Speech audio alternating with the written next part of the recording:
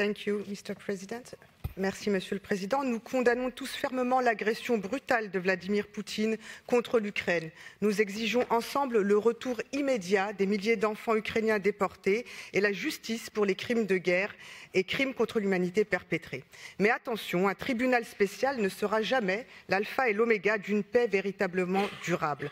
Or, ces résolutions passent complètement sous silence la résistance intérieure en Russie.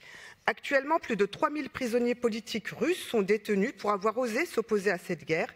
Nous avons entendu ici même les témoignages poignants d'Evgeny Stupin, de Mikhail Lobanov, d'Alexis Sakhnine ou encore Alexander Bykov qui rappellent que 50 000 Russes ont déserté pour ne pas participer à cette agression criminelle. Ces hommes et ces femmes mettent leur vie en péril chaque jour. Ils sont harcelés, torturés, emprisonnés comme Boris Kagarlitsky, Alexei Gorinov ou Azat Miftakov, doublement condamnés pour ses positions anti-guerre.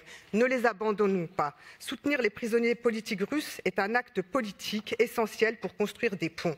De même, je souhaite attirer votre attention et dénoncer les conséquences de la loi martiale en Ukraine et les abus du recours à l'article 111.1 et notre devoir à nous de veiller à ce que les militants politiques et syndicalistes objecteurs de conscience ne soient pas accusés de collaboration au mépris du droit international, comme l'a souligné la Cour européenne des droits de l'homme et la Commission de l'ONU contre la torture.